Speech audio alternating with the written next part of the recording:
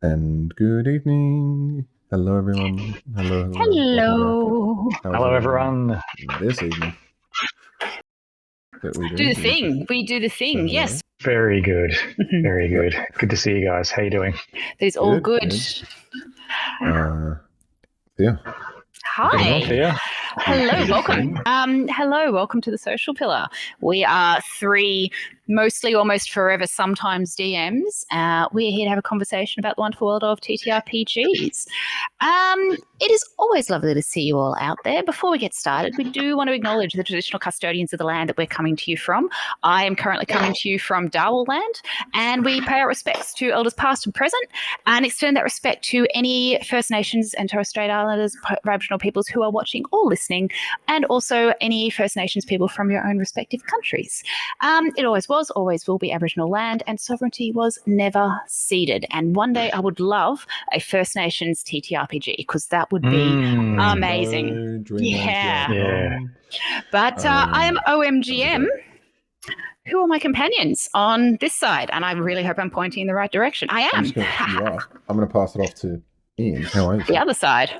Hello, I'm Ian. Yes, in the dark today. Yes, I'm coming to you from the past. A horrific past, perhaps. Who knows? That's why I'm in the dark. It was in 420p. That's the horrific past. That's why it's in the past. Yes. Hi, I'm Ian Zammit. I am a dungeon master. I run roleplay experience to engage people with role-playing games and to bring people together. Delighted to be here with my friends again. And I pass over to my other compatriot over here, Jared, to you. Yeah. That's me. Hi, Jared. That's me. Also known as the Game Master Chef, here with these lovely people to talk about horror games, role-playing mechanics, and different approaches and different systems other than Dungeons and Dragons. The horror! The real horror. Trying something different. But there are... Change was the real enemy! I'm sorry. I know. Choices. What a world. But yeah, we're each going to cover our own sort of contact with role-playing games and horror, different systems that we're going to cover tonight. So, who's what the greatest horror is? It's when you don't read the notes. You see, it's me. I'm getting called out by your friends. The embarrassment. Oh my God! But yeah, I mean, well, let's talk about it. Why do we want to talk about horror RPGs? Why? Why do people play horror? Why horror? Why does it exist? Why horror at all? Why do people make money out of it? You tell me. And while we're answering that question, just out there, a big hello to our chat, and we'd love you to let us know about your own horror RPG experiences. And so not on that horrific note, RPG experiences, we'll jump into it. Bad experiences. But RPG experiences with horror games. Yeah. Very clear distinction between those two things. Yes, absolutely. But I mean, we've been talking about your Curse of Strahd campaign, Jared, over the last couple of weeks. And a bit of some of the aspects of horror. So we thought we'd just dive into it about why we love the idea of playing horror games.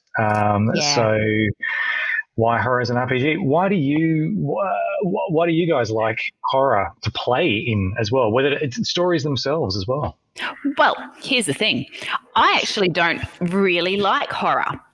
I don't like horror movies, as for just subverting expectations. But no, I don't really like horror movies. I don't really like horror stories, except for some classics, things like The Thing. Where it is that real psychological horror. And I think for me that it's because it's a little too bleak most of the time. Often your traditional horror games tend not to have a happy ending. That's kind of the trope in a lot of cases. And I think with games as well, so with, sort of horror RPGs, very much traditional horror RPGs, it's very difficult for you to get a good ending. And so I think that kind of goes to the kind of the reasons that I like RPGs. That said, I'm not completely divorced from games that have horror elements or mechanics for horror. And that's kind of the attraction of the game that I want to talk about tonight, which is Blades in the Dark.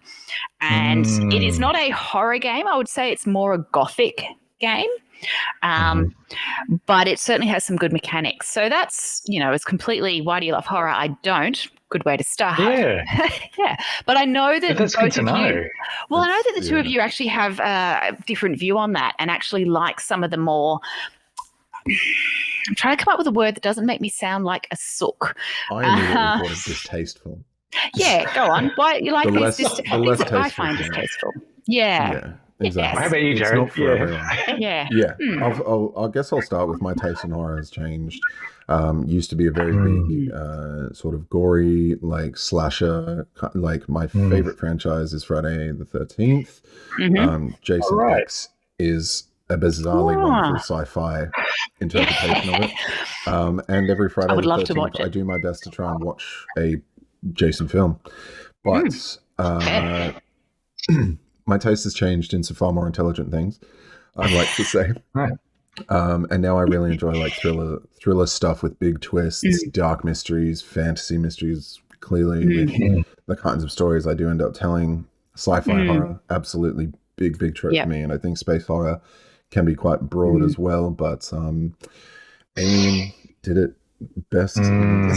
That's why it's been such a popular franchise and branched off. But the role-playing game came out a couple of years ago, and my God, did they nail it, because it literally tells you in the first sort of defining principle is riff from the games, riff from the movies.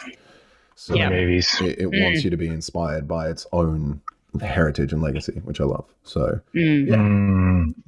lots of different perspectives. Ian. Well, it's funny. I grew up I think I was that whole thing when I was about 14 with a bunch of friends, and we loved role-playing games already. This is when we were already into Dungeons and Dragons many years ago.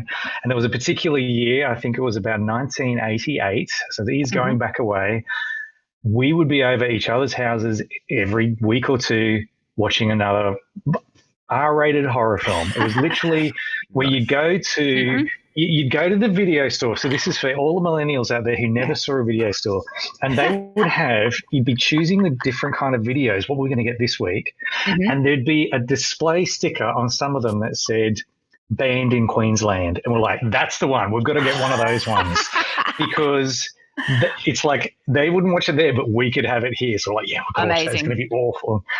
Anyway, learning from that, funnily enough, it's well, because like there were some slasher things, and there were I'm thinking some of the ones that were the most influential for me were definitely when it started leaning into the psychological horror rather than and the existential kind of side of things. And I love Aliens. Funnily enough, I loved Alien, but I loved Aliens, which is.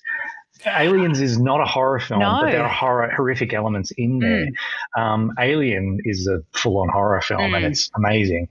But I definitely grew up with that, and I also grew up reading Stephen King books in high school, and that was nuts. The book, like let alone the films, have done a really good job, the recent ones, but the book is mind-bending. It's phenomenal. He did another book as well, which I could talk about later. He did The Stand, which is about 1,000 pages. It's so thick. It's so thick. It's like you can hold a house up with it. But there's another one called the Dark Half, which I could talk a long time about. I loved it. It's another side of it. But in any event, I do like, and tastes evolve, and over the years I've found. I agree. I don't want to be in a horror realm too long because it can get very depressing because for some characters there's no hope. But and let's not talk about that other version, The Mist, because that is one of the most depressing endings to a story I've ever seen. Just reinforce that perspective. But actually, funnily enough, it's tragic. Yeah. It's tragic. The ones I love the most is when there's something of a character goes through an evolution and becomes to own themselves. And actually, one of my greatest influences is a writer called Clive Barker. If you know of him, he did a couple of books, one called Weave World, which is phenomenal. And actually is a very big influence for me in my fantasy games that lead into horror. But to cut a long story short, I do love horror. I love it in short bursts. I love it. I love The Thing. Like you said, The Thing is a phenomenal story and the film is amazing. But just that kind of questioning of who are we and what is happening and what do I need to do beyond my everyday to try and just survive or deal with this. And it's fascinating. Yeah.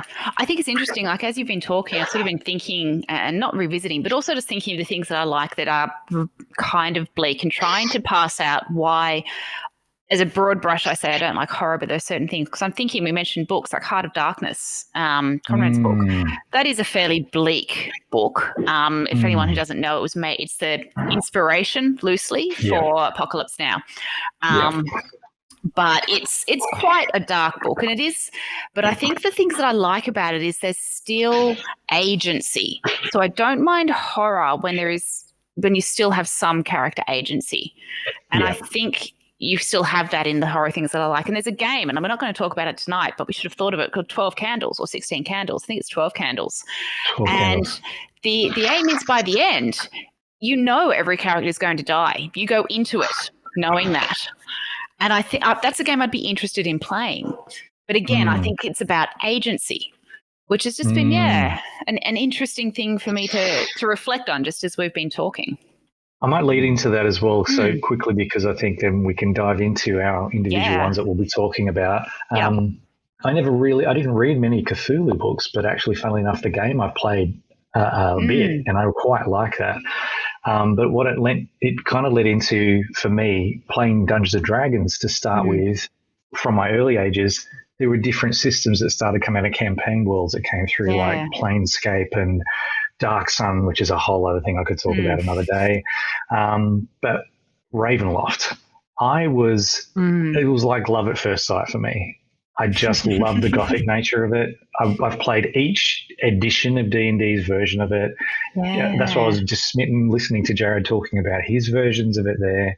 Yeah. But there's something about it, and I've got the latest iteration of Van Richten's Guide to Ravenloft, which is I'm about to actually run. There's a group of an adult group I'm about to run a one-shot for, and we're coming up with a story for it. And it's just, where will it go? But it's interesting with that when you talk about player agency, because that is based on a high fantasy heroic game with all the characters who have real agency in making heroic things happen. So how does that blend with a gothic horror vengeful thing? I think what added to it was based on, particularly Strahd. That story is very much based on Dracula. And in that, the heroes win in a sense, even though it's very difficult. And it is kind of more adventurous, that story as well. There's a lot that happens and there's a lot of action in there.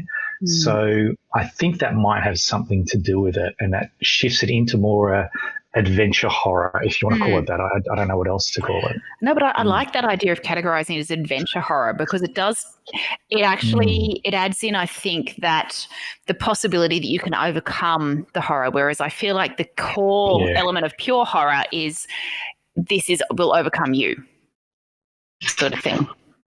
I think there's different. I do think there's different types. I think that's what we're going to talk about, which is interesting, because if you're talking Cthulhu, absolutely, that's exactly that's what Cthulhu really is. But if we're going to talk a bit about it, guys, in the chat, if you've got any other horror RPGs that you've got some experience with, all the ones that we're about to talk tonight, we'd love to hear from you. Absolutely. But to kick it off, Jared, do you want to tell us about something close to your heart, yes, kind of below the sternum, almost sort of between the ribs? Okay, sorry. Unfortunately not. We don't have the budget. True. Yeah. I adore the Alien universe, and much like you said, Ian, you hit it right there. Aliens was not necessarily space horror, and they've continued that trend in the franchise of following 3 different kind of motifs, themes, and there is space horror where you are vulnerable, you are normal, and you either go through a great evolutionary growth within you or perish horrifically. Action horror, which is horrific things being equally horrifically fought back against, a la Starship Troopers, things like that, where gruesome things happen, but for the most part, it's a little tongue-in-cheek, which I enjoy. But Aliens kind of takes it quite seriously, and I love the new Predator movie, Prey, with the Native American woman who tried to prove herself as a hunter and became just something incredible by the end, and goes through quite a lot of horrific stuff as well. So I think that, you know, we've touched on the hero's journey previously in the show. You can add that into that because you can develop through horrific things. But then they also do the sense of wonder, which is discovering strange worlds, incomprehensible, strange alien things, you know, and they say that many alien stories grapple with the questions of humanity's creation, destiny, and place in the universe. So we were kind of talking on that, like, what is my place, what is my purpose now that the entire paradigm has changed, when something that could not have been anticipated or was foretold in a great mystery, a great foretelling. But that's what I love. That's what I love, is you can ebb and flow from these different themes within a campaign. The Alien roleplay system actually engineers 2 styles of play, which is campaign and something else. Like, it's basically one shot, do as much as you can within that time frame. And then there's the campaign approach, which I utterly love. So you're talking about the Alien RPG? Yes, the Alien tabletop role-playing game. There are some fantastic video games out there. And some less fantastic ones, let's be honest. But there are I mean, the most recent one was not enjoyable by someone who plays a lot of video games, but the solo one, can't think of it off the top of my head, I'd have to open my Steam library. I remember that one. That was good. Is really fantastic. Like, you are alone, you're on this ship, and you have to just deal with the fact that there is an alien hunting everyone alive on that ship. So you have to have your wits about you. And I like that challenge for me about horror, and I think that just relates directly to role-playing games. Is when you're in a horror universe, your life is generally at stake, so the stakes are higher. I enjoy that, but that means that your survival instincts kick in. You're operating on a different level, which I find, you know, for obviously for some characters, like, you know, that's what I would hope to achieve when I was running a role-playing game, is people feel that sense. So how does Alien the game handle that mechanically? I mean, is there a mechanic for it? Absolutely. Do you get scared? And the stress, So stress and horror is a whole category in and of itself, and it starts so eloquently. The Alien role-playing game is a horror game at its heart, really. But it's all about stress and panic are the 2 main components. So each character can gain stress, which is a level that increases 1 at a time, because each point represents a D6. The core dice rolling mechanic of Alien roleplay is pools of D6, and 5 or 6 is a hits, 1's a fails, and it's very bad. Very much like Shadowrun. I think they do it slightly different. But you add these stress dice whenever you now make checks, and more dice is good. So when your stress is kicking in, your adrenalines are kicking in, you're operating on a slightly different level. There's risk that you're going to do something hasty, you're going to slip, you're going to eventually run out of that adrenaline and just be absolutely beaten down. So the more stress you take on, the problem is if you roll badly on those stress dice, when a little facehugger character comes up, something really bad happens. And so you might, I think you have to roll to resist that when it happens. If you don't, you can panic, and then there's a table where your character does something involuntary, where the agency has to be taken away temporarily. Which is the horror part, right? So when there's something loss of control happening, and you have to think completely differently as a DM to start thinking of what's a cool bad thing that can happen, what's not too punishing. But it also guides you into setting up themes. So it tells you the 8 principles such as limit their resources, increase the pressure, bring horrible death. But yeah, that amped up very quickly. I know. Reduce. It ramps up, but it also says reveal the universe and fuel their agendas. So you are trying to make something wonderful out of this at the same time, which I like. But you're always trying to put the fear of the unknown, classic sort of theme, loss of control, horrible choices. Make them make difficult choices because then it's and then it's this internal dialogue that they have to have with themselves, and nothing's more frightening than being left with your own thoughts. Am I right? Anyway. What, just me? No, I agree. So I've got a question as a DM, because we talk a lot about safety and, making sure that you're safe as running the game and as a players. And I know you've run Alien. What sort of things have you done to kind of, I guess, set that safe environment up? You communicate, as we've established, you set expectations, and you make it very clear because we're coming from this huge universe of Dungeons and Dragons that everybody is very immediately familiar with. I literally hung a poster of the astral elves and their astral dragon that I got from Amy of Collecticon. So got that up, and I hung it up on my wall at work, and everybody was like, who thinks of that? That's the world of D&D, but we get down to more specific stuff, and I think just because of there's less exposure, I find myself running this for new players a lot, and even then there's no momentum that's really gained if you're not committing to a campaign. So you're always kind of fumbling your way into it a little bit, but you just have to say, guys, we're not going to know everything, because that's another thing, is if a player judges you on your rules knowledge and all of that, we'll talk about that in professional D&D. But you get to a stage where you can only communicate so much, and you can be like, right, I don't know what's going to happen. I'm going to try and be a fair and just DM. And as long as everybody knows you're trying your best, and then they're not going to question when you put a really, like, a nearly impossible choice in front of them. They're like, there needs to be a level of respect. And I think a level of consent as well, because you need to actually ask people, are you okay with me describing your character having a chest burster ripped from your sternum, or whatever, holy crap, right? Because I just need to take it way back to the original film. When people were interviewed as they were coming out of the cinema, apart from the few people who were hurling and had very, very horrible reactions because it was so shocking, the people who found it most horrific were men. And I think that's because that idea of, I don't want to get into it, but that idea of something being inside of you and then exiting and then the way that they're, exactly. I won't go into it for audio listeners, but it's just about, you should have seen the hand gestures. But I think it's interesting you talk about too much for a lot of people.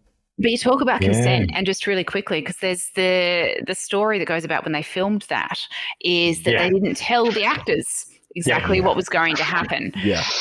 Now, these days where you need to get people's consent for things, as you should, that's problematic. But you could see the genuine fear and revulsion on their faces. And so I think it's really important that you've talked about getting consent and being quite specific about what could happen to your character and what you could hear. Because I think that some people, you get them in a group, of course, I can handle all that. And then when you are describing it, especially if they've never thought about someone or a character that they related to having that happen.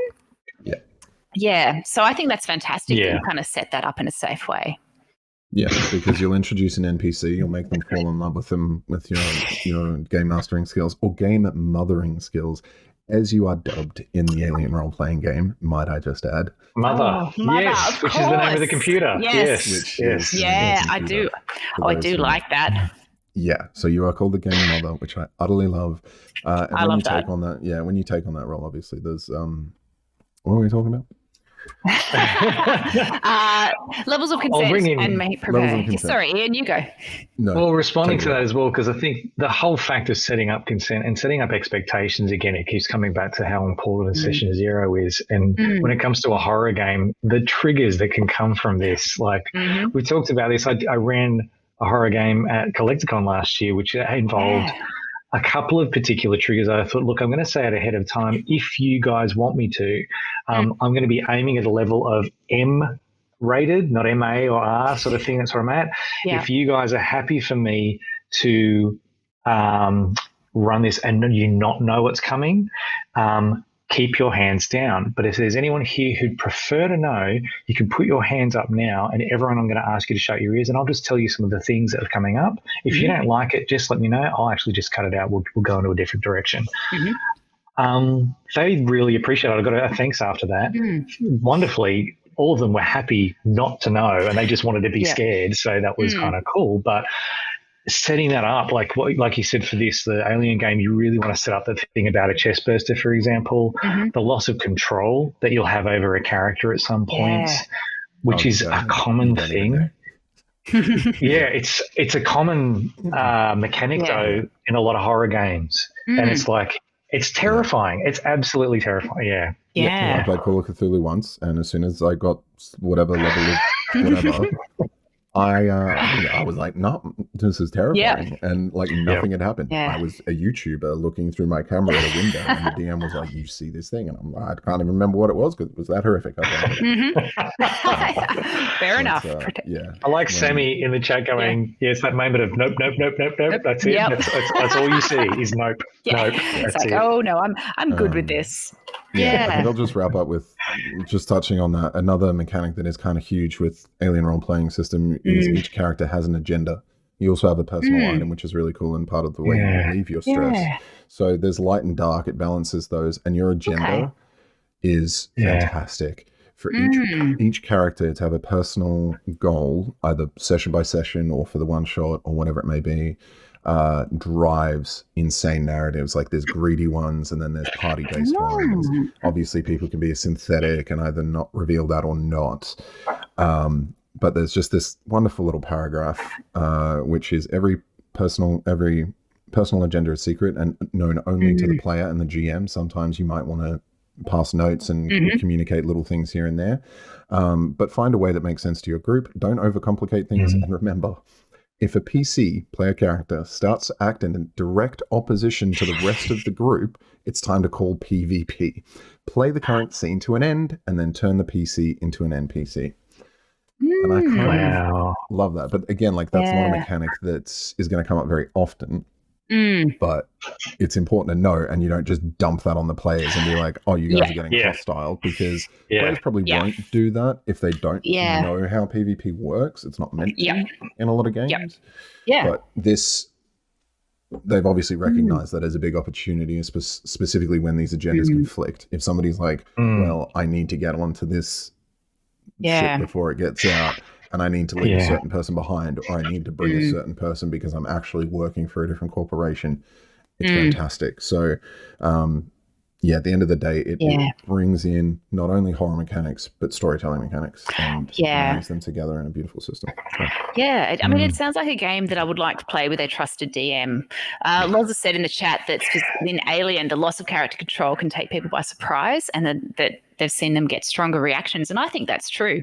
I think being surprised by losing control of your character, if you're not aware and you haven't consented to it, I think that could be a quite negative experience. But if you are aware and you're consenting, then I think it could be really a lot of fun and very interesting. I agree. I think there's a couple of things you mentioned there. Trust, which I'll come back to in a second. But that thing about the very fact, if you set this up, it's bad enough if you don't set it up that you may lose control of your character in a game.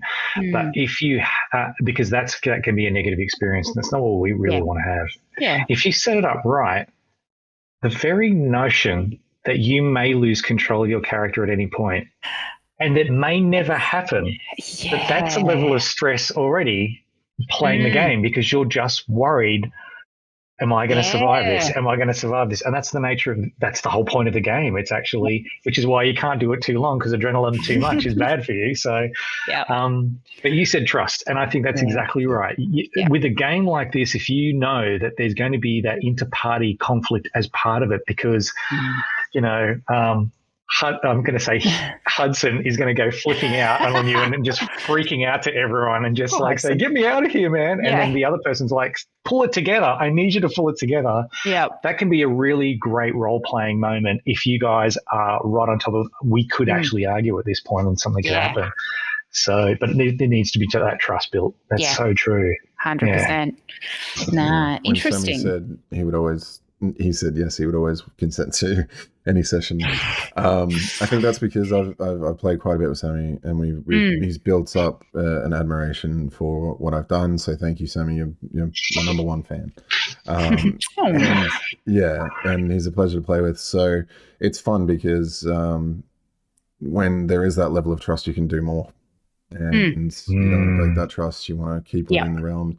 But when having ran Alien, you are exhausted as a GM afterwards because it's just insane how much stuff goes on, especially when you're playing it like when you're learning the game system and you're like trying to figure it out and run a good game. And then the revelations when you realize how a mechanic works is my favorite thing about a new role-playing game. So that's how armor and all of that works. Ooh, it's done like completely live because you increase or decrease the pools of hit points, and it's not just I roll to beat that number. There's a little bit of figuring that out. Shadowrun does it a little too much. But Alien, so like, really good. But what other systems are there? It's a good segue. Okay, move on. Well, interesting. Speaking about games that run with a pool of D6s. So I'm going to talk, not surprisingly, about Blades in the Dark. And Blades in the Dark, I think, while it does fit loosely under that horror umbrella, I think it's more gothic horror than anything else, gothic suspense. I think that it is set up to be less, my view of it is I think it is a little less into some of those horror elements, as in body horror, loss of autonomy, and is more about societal horror. So Blades in the Dark, for people who aren't aware, is set in kind of like it's sort of an apocalyptic kind of steampunk world where something has happened. I want to say the Mavericks, but I don't think that is the correct word. But it's an eternal darkness. The sun never rises, and the base game setting is in Dustfall or Duskwall. It is surrounded and protected by a ring of burning demon blood, I think, so you can never leave.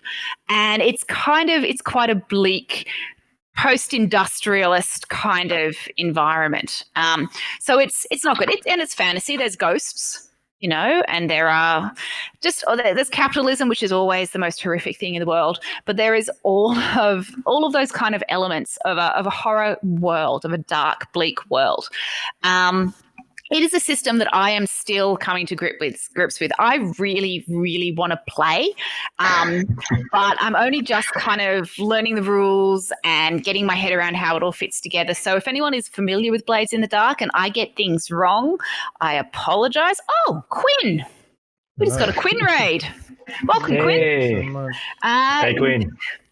Thank you so much for the raid. Always lovely to see you. I'm sure someone will give you a shout out. We are talking horror games for our raiders. You have just missed a bit of a discussion about Alien, the role-playing game, the tabletop role-playing game, not the computer role-playing game. And I'm having a chat about Blades in the Dark and just sort of what interests me. And I'm just basically apologising for misquoting the rules because I've been playing D&D for years and I still have to look things up. This is new to me. The basic role of it, the idea of Blades in the Dark is you are a ne'er-do-well, and they've got different categories, and you have a goal. You're trying to accomplish a score. You're trying to do something, make something of yourself in the world. But the odds are stacked against you. And there are a lot of things that can go wrong. And I guess what I wanted to talk a bit about tonight was talking about the stress and the trauma mechanics that you have in Blades in the Dark.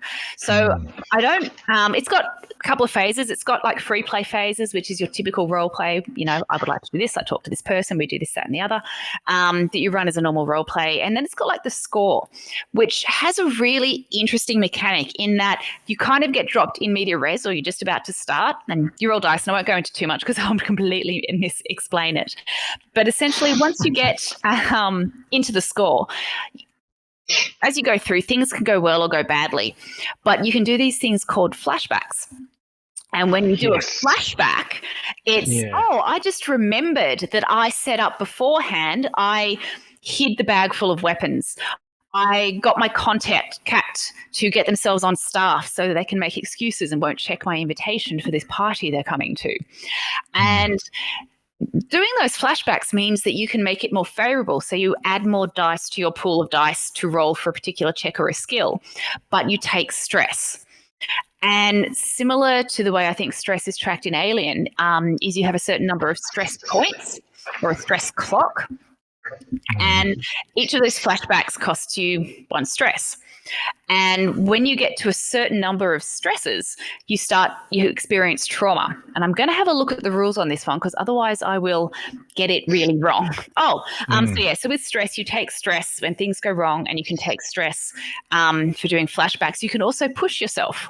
So if I really want to achieve something, I can get another dice, but I will take a stress for that. So it's a very mechanical way of looking at stress. And for me, I actually think that's, if you're looking at trying to introduce and learn more horror mechanics, it feels more contained. It feels less confronting. It feels safer for some reason, if that makes sense how I said that, because it just adds to your dice. When you sort of go through you go through your stress, and you can track it, and it's not your control because the GM decides if you take stress, but you are tracking it so you know how close you're getting to trauma. So there's predictability to it. When you lose if I interrupt there, does that mean that you then know that you have the choice to make that decision and go that way, or you can just step back for a bit and go, you know what, I'm going to let this go and see how we are? You can decide not to push yourself, or you can decide to not have a flashback. You can also, in another phase in the game, so after the score, you have downtime, and you can indulge in a vice to reduce your stress levels. So it's still a bit dark because vices are vices. It's drinking, gambling, fighting, all those things that help you blow off steam. But it does, so there is a level of control. But the trauma is interesting because when you hit that trauma mark, you take a permanent condition. So it's, and they have a list of them. It's like, you become cold, you become emotionally distant from people, you become reckless. So they're a little bit, I would say, cliched from a storytelling point of view, but they're predictable. And there's a mechanic. And again, it's quite contained. So as you take that trauma. And then the other thing that you can take stress from is having a close encounter with the supernatural, because there are ghosts, there are things, and that can add to your stress. You can become possessed.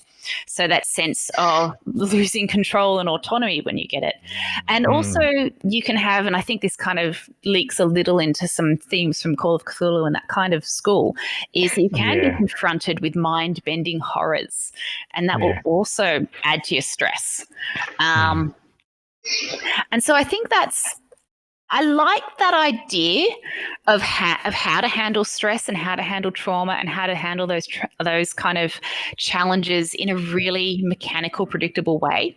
I haven't played Blades in the Dark yet, because really the thing that appeals to me is I really, really want to have a go, and I really want to do the flashbacks. I would love to see how that works. I'd love to play it too, actually. I think it'd be great.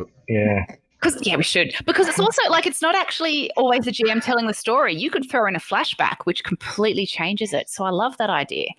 But I think we should play it. But so that's kind of Blades in the Dark. It's a different, I think mechanically it's a little similar to the way Alien handles stress, as in it builds up points wise.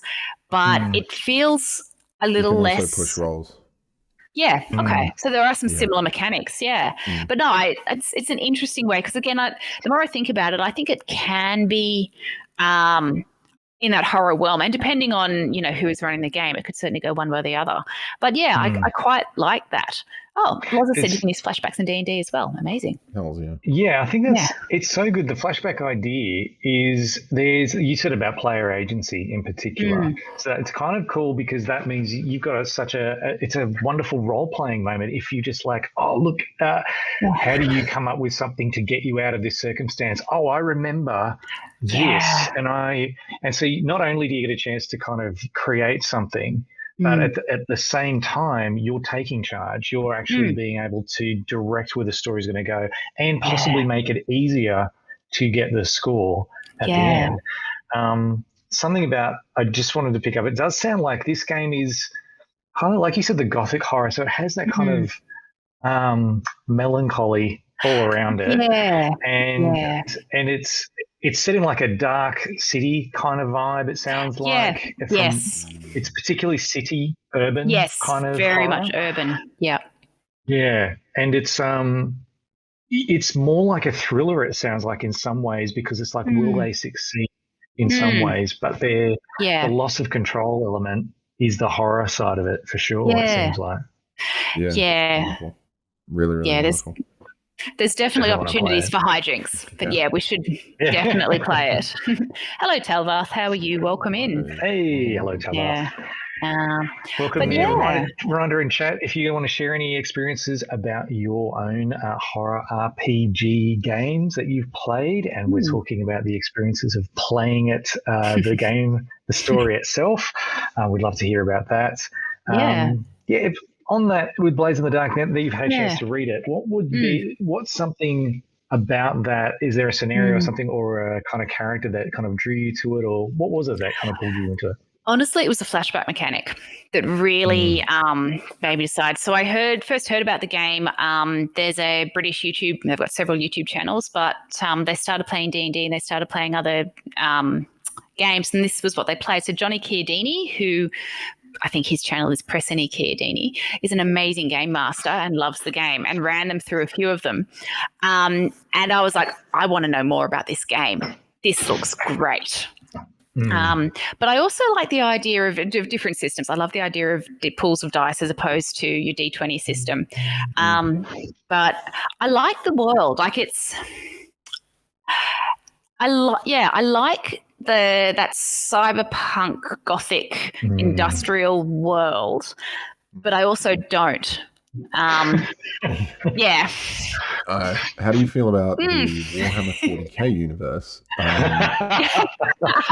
Because where there is only war. That's right. Exactly. I just couldn't help but draw similarities to the 2008 role-playing game Dark Heresy, where you play the Inquisition. And you, again, it's this urban, more kind of steampunky sort of a thing. You have some resources, but not many, and you're fumbling your way through.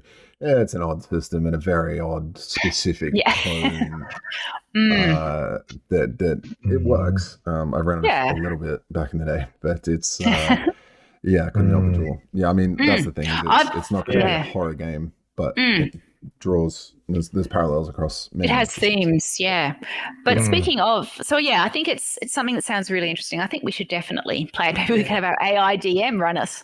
That could get so bizarre. That's not a bad idea. I think the AI DM would be perfect, because any chat, if you say, oh no, but this is the truth now, and you just say a flashback, it'll be like, oh no, that's right. Okay. Sorry. Yeah, of course, I should have known that. Yes. It does seem to go with it. Of course. But speaking of gothic horrors and things beyond the human understanding, there is a game that I think really, really taps into that. And Ian, are there horrors beyond the mind's understanding, non-Euclidean shapes, etc.? Horrors beyond reckoning and imagination. It's completely... Call of Cthulu. Many people have heard of it. If you haven't played it, the caveats are right here, right now. You will not survive. It's not meant to be survived. It's the nature of the game. So how do we describe it? It has influenced so much of Western horror, actually. So that's a really interesting point. But let's set the scene. So it was... I think he wrote his stories in there. This is H.P. Lovecraft, who wrote the original stories, early 20th century. The games are set in the 20s. If you have a love for the 20s, that's just one reason to play for it. It's fantastic. Do it for the fashion. Absolutely. Just go to the website, Chaosium, the Chaosium website for Call of Cthulu, and you just have a look at the pictures and you're like, I'll have some Art Deco in my life. Yeah, this is fantastic. So you've got... Like a lot of horror as well, there's a sense that most of it's not D&D. They're not heroes. They're ordinary people.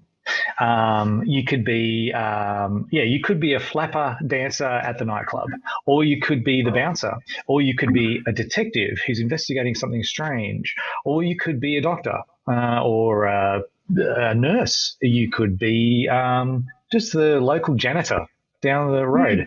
You could be a school kid. That actually could be like whatever it is. Each of these characters are ordinary people who have their skills or whatever, but they've seen something not right. And I like someone's description of this. I've watched a couple of videos and some very funny ones. I think I'll have to get it for chat and put it on there to share. This description of it was, in some games, you have a very clear idea of the understanding of what the cosmos is, that there is a God up there and they're divine, and there are evils out there as well, like devils possibly, whatever. And we humans are mortal and we're susceptible to all of these, but there is a possibility for good and evil, and it's our choice. Not in Call of Cthulhu. Call of Cthulhu, it's the real world. At least you think it. And we have the idea of reality, of logic and of science and things is out there to help us to grapple with the world that it is. Only because we cannot go beyond that. If we try to, we will be faced with the reality of the ancient evils that lie sleeping and are dreaming right now, and their thoughts are intruding on our reality and suddenly create weird creatures that just have eyes and tentacles and maws that are coming after you. And there are cultists who have said, we'll put an eye on our forehead here and a tentacle as well, and we'll say, yes, come and bring the end to everything, and we're going to dive into it. They've gone already. They're right into it. They checked out. Yeah, they've checked out. They've gone. And all these ordinary people are just trying to investigate. It's that slow. It's a detective game in a lot of ways, because the characters are not players; they are investigators. They're about investigating the veil behind the reality that's going on. And the wonderful mechanic they have, which is just like stress and others, is insanity. You have sanity is a certain amount. This game uses a lot of D10s as opposed to the other two games it talks about, which are D6 pools.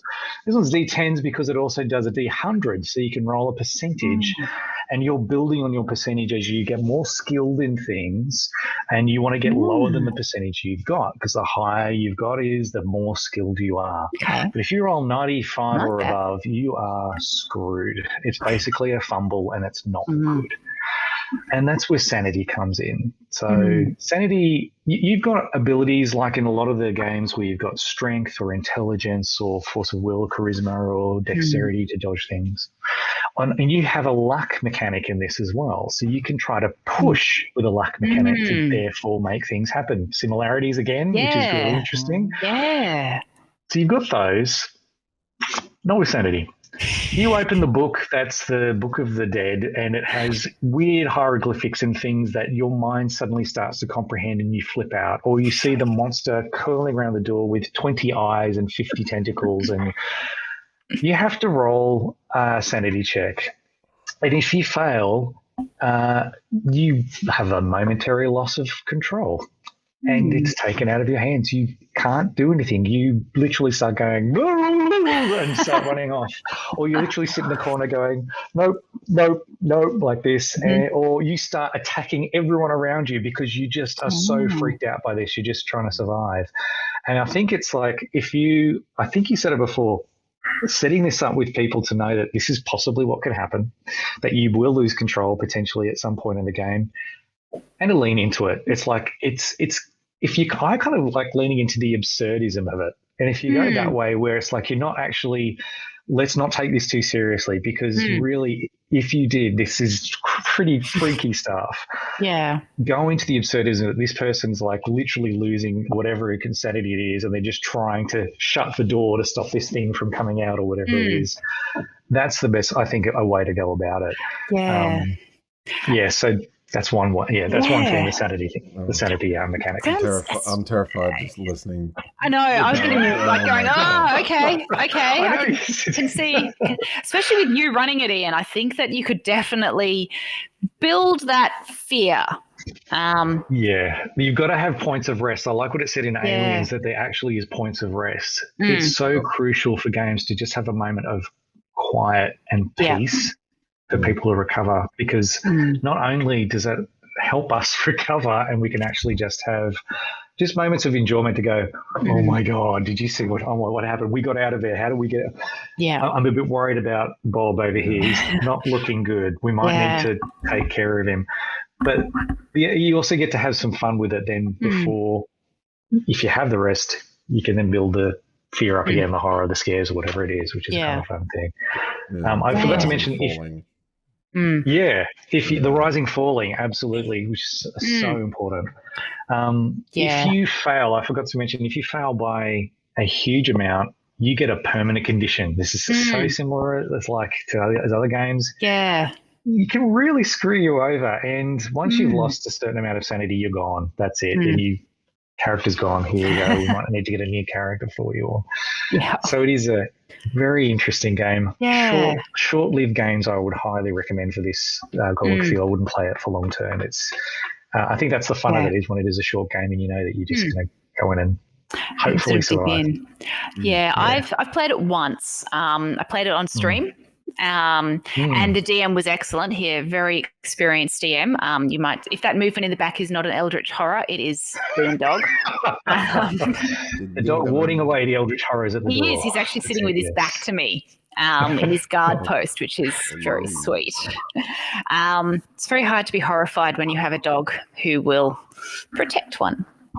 But yes, I have played Call of Cthulhu once, and the DM was very good. And even then, it was very interesting. It was a one-on-one game, so you've already got that level of intensity. It was an interesting experience because it was that there's not really a happy ending for any of the characters here. No, not if you play it long term. Like if you do a one shot, you could actually make it that most of them escape and maybe a couple of them have gone mad, but whatever. The other side of it also is because you're ordinary people. If someone has a gun and you get shot, you could die or you could be in hospital for weeks. Yeah. And it's literally the story stops now for a while you guys recover, and also mentally, let alone physically as well. And that's kind of nice because you do have that sense you can have a break and you can actually, if you wanted to play it longer. But it is short term. It's like just trying to survive is a thing. If you want to, and I think this is something, just I was going to switch across. I think it was interesting with D&D when they brought in Ravenloft. I swear they were deliberately trying to have something that had echoes of Cthulhu because they have a horror mechanic and a fear mechanic and a madness mechanic as well. Yeah. And they didn't bring that into 5th edition, which I find really interesting. So it keeps that sense of heroism that you aren't having your control taken away from you. There is a madness mechanic still there in D&D that you can use. It's an optional one. You don't have to use it. But I've used it on occasion. Yeah. And it more comes into role-playing social quirk or a flaw, if you want to call it. Lesser mechanic in the sense of dice rolls, but you can do that if you want to. So, I love it as a short-term game. That's it. I think it's interesting, and I think we could go in a lot of directions talking about, not just consent for doing these things, but also how to sensitively handle these kind of topics. But I think we've kind of summarized them a lot. It's about communication. It's about being upfront. It's about setting really clear expectations. And speaking of setting clear expectations, we're actually starting to run out of time, I'm afraid. I know, we're on such a fast pace here. We're going to slam the brakes, unfortunately. Talk about handling that rise and fall of tension. But I mean, I think we've all we've all got very different perspectives on kind of what we like to get out of these games, I think, and what attracts us to them. Possibly you two are a little closer and I'm possibly further away on the end of the bell curve, and that's not a problem. That's absolutely fine. I think you've got something to say, Ian. I'm picking up on a subtle hint. Briefly, I think it would be good to talk more about this if we had time, because I wanted to bring up tropes. One thing was the final girl idea. Yep. That's like it's a very simple trope, but actually it's beyond that. And I think you said earlier as well, Jared, the hero's journey, which I think is the way to go for it with something like almost the final girl trope. Yeah. It's the same thing because it is actually someone who has a particular view of the world. The horror side of things opens them up into something that's incredibly dark, but then it's like, how do I deal with it? And funnily enough, the final girl or whoever survives a horror now looks at the world in a very different way and can survive in a different capacity. So that's fascinating. That's actually the kind of games I like to run where they have to confront it. It is going to be terrifying, but at the same time, how will they deal with it? They have to go beyond rational explanation. They have to find something beyond the rational to get out of it. I love that idea. And I think that's sort of that would be a game I would like to play, not just because I think I could be a final girl, because 1 out of 3 of us is a girl or identifies as a girl. That would be really interesting. If we're in a horror movie, how would we all die? Anyway, subverting expectations, going down a whole different path there. I think we are coming to the end of our time, and I meant that to be potentially ominous. Is there anything else that you wanted to say before we wrap up and start talking about what we're doing next? How about you, Jared? What do you think? No, we covered a lot. We covered a lot. I mean, yeah, I think the big takeaway is try a horror specific role playing system if you want to do it. Having run Curse of Strahd several times with D&D 5th edition, with optional mechanics, without optional mechanics, with new groups, old groups, and building up trust with the newer groups, diving in and making my PG M rating level sometimes. Reaching that status with a group can be fun. And again, it's not a permanent thing. The Strahd does it well, Alien does it well. They do say have humor, have light with the darkness. You can't just have grueling, crushing, depressing, just brutality constantly. That's not what it should be, unless you're running. Again, you communicate it and say, guys, there's going to be 3-hour one-shot of non-stop bullshittery and amazing times. So try a horror system specifically, because it's going to be engineered to increase pressure and pace, and you don't have to worry about that as much. So give it a shot. It's a hell of a good time. I'd be right on that as well. I'd say if you guys have a group that you want to have the thrill of facing the inexplicable beyond, and what the hell do you do with that, and then try and survive, highly recommend it. It's awesome for a one shot, definitely. If you want to have like a Halloween kind of thing, I know a lot of people doing it. I'm literally preparing one of those at the moment for this year for a group of people. Awesome. It's a thrill. It's a thrill ride, and if you, depending on how die can get, it's like if you're going in with like, guys, you will probably die in this game. It's about how long will you survive, who's in. And I can see people just going, I'm in. And it's like, it's a competition almost, like, how are we going to get there? But it's like, can we survive, or can we? And if you're clear about if there is a chance of survival or if there's not, whatever it is, you're setting the expectations. Do it with a group you trust, and to build the trust with everyone that you're going to have a fun time knowing this is what's going to possibly happen. I think that's what makes it a thrill. So, 100%. So I think what I'm hearing is give it a shot, but don't miss. Give it You don't want to miss. You can't miss with any of these role-playing systems we've mentioned. We are not sponsored. We're not sponsored. But do check out all of these things. Please do. And obviously hit us up in the Discord. Join us to talk furthermore about our experiences. But that is us for this week. We will be back next week. Time has flown. Next week, we have plans. We absolutely have plans. This is the time where I get to tell everyone, including my lovely co-hosts, that our guest for next week, unfortunately not happening, but will be happening soon. A wonderful conversation is due to take place between one of my very good friends and longtime players who also DMs so wonderfully, and just asking him a few preface questions, he was like, oh, well, when I'm playing, I think of this, this, and this. And I went, huh. So looking forward to that. But next week, I think we might just shift up our other plan of professional game mastering, running games. And I want to expand into... I want to kind of dub it into hobby or job, and the fact that just because you're game mastering or doing something else relating to D&D, at what point does that mean, or role playing games? At what point do you deserve to be paid for your time? Are you creating dice for people? Are you creating character portraits? You pay those people. You know, I'm not saying everyone, like, you run D&D for fun, you run role playing games for fun. It's not about taking. It's not about gouging out the hobby, and not about trying to take advantage of anyone. And we're going to talk about I think that's experiences. And I think what you've picked up there is it can be a really emotive topic, and we are well aware of that.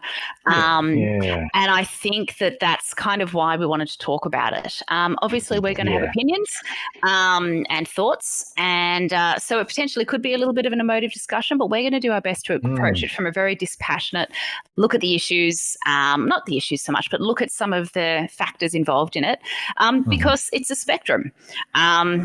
People play for fun. There are people that charge to DM. There's people who get paid to play. If you go all the way to the other end, and gosh, I wish I could be one of those people. Wouldn't that be a dream? Paid to play. One day.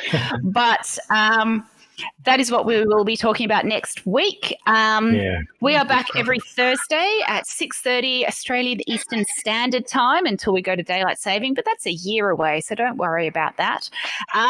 We will say goodbye. We'll head to our outro screen. I will do a quick check, and we will see you all later. We love you all. Bye. Thank you, everyone. See you next time. Bye.